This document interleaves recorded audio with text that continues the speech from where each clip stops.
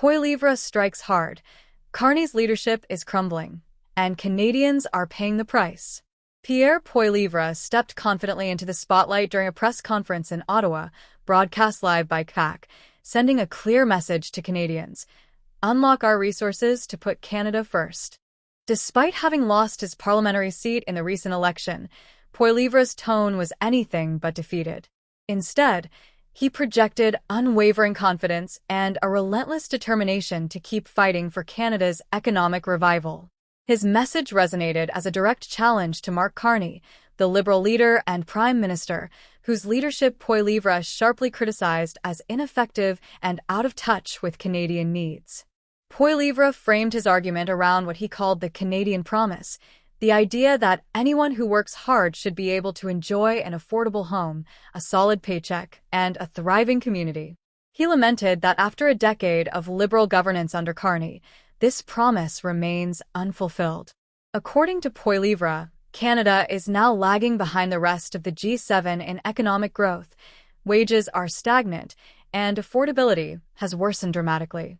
Central to this crisis is the Liberal government's failure to capitalize on Canada's immense natural resources, which remain locked behind layers of red tape and restrictive policies. One of the critical points Poilievre made was about the government's recent attempt to address interprovincial trade barriers.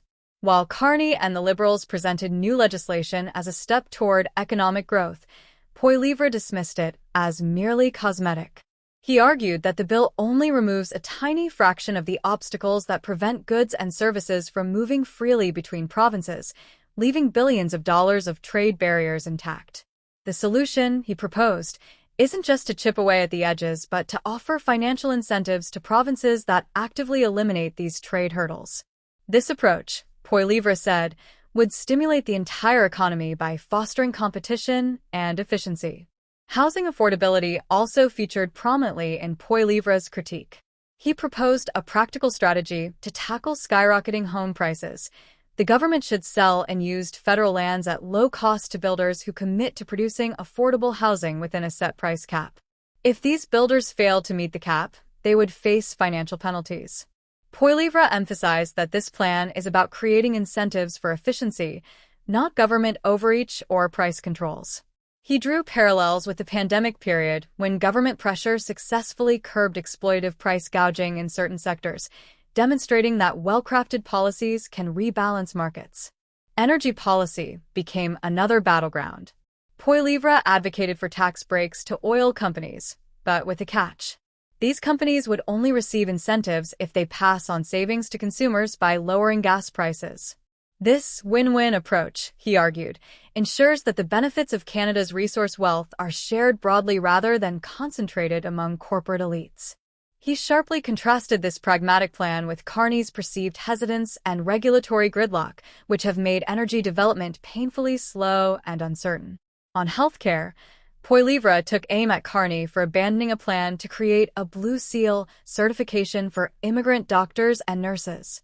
This system, modeled after the Red Seal Trades program, would enable qualified professionals to practice across provinces after passing standardized national exams. Poilievre highlighted how this initiative could help alleviate hospital staffing shortages and reduce wait times, yet the Liberals dropped the ball, missing an opportunity to improve healthcare access at a critical time. Perhaps the most damning critique came when Poilievre exposed Carney's concession that provincial premiers would hold veto power over resource development projects. This effectively gives regional governments, like British Columbia's NDP-led administration, the ability to block pipelines and energy infrastructure outright. Poilievre warned that such a policy spells disaster for Canada's energy sector and economy, handing Canada's natural resource wealth over to foreign competitors at steep discounts. The veto power, he argued, cripples national sovereignty and economic growth. To counteract these roadblocks, Poilievre promised that the Conservative Party would repeal the restrictive laws introduced by the Liberals, including Bill C-69, the canker ban on certain resource projects, the industrial carbon tax, and caps on energy production. He envisioned creating shovel-ready zones where companies could build mines, hydroelectric dams, nuclear plants, LNG facilities, and pipelines quickly and without bureaucratic delays. For Poilievre, Canada needs more than incremental improvements. It needs bold, transformative change that breaks through government-imposed walls. Poilievre's direct attacks on Carney highlighted what he sees as a pattern of broken promises and ineffective leadership. He accused the Prime Minister of masking policy paralysis with slick media appearances and empty rhetoric. If you voted for Carney expecting real progress, don't be surprised when barriers remain, projects stall, and costs keep rising, Poilievre warned, drawing a stark contrast between hopeful campaign slogans and harsh economic realities. Throughout the press conference, Poilievre used vivid metaphors to paint the stark choices facing Canadians. He repeatedly returned to the image of walls blocking progress and opportunity.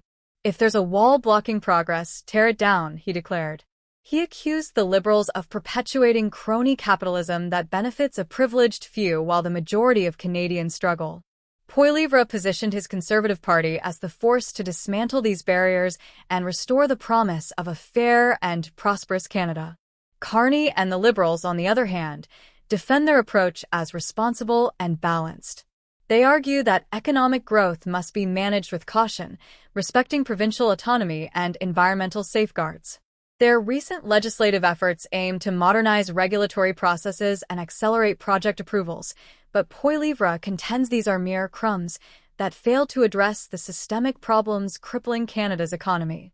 Recent government proposals include speeding up approval times for major infrastructure projects and creating a federal office to coordinate efforts across jurisdictions. But Poilievre insists that without removing provincial veto power and true interprovincial trade barriers, these measures will fall short. The political debate boils down to two competing visions: Carney's incremental, cooperative approach versus Poilievre's demand for immediate, sweeping reform. As the country faces critical economic challenges, the stakes could not be higher. Canadians must decide if they prefer the status quo of slow, cautious governance, or if they are ready to embrace bold action that breaks down walls and unlocks Canada's full potential. Poilievre's message is clear. It's time to reclaim the Canadian promise by tearing down barriers and unleashing opportunity for all. In closing, Poilievre urged voters to reject political complacency and demand leadership that prioritizes real results over political spin.